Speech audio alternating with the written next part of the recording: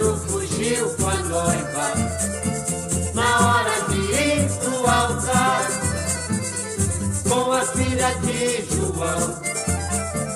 Antônio ia se casar, mas Pedro fugiu com a noiva na hora de ir pro altar.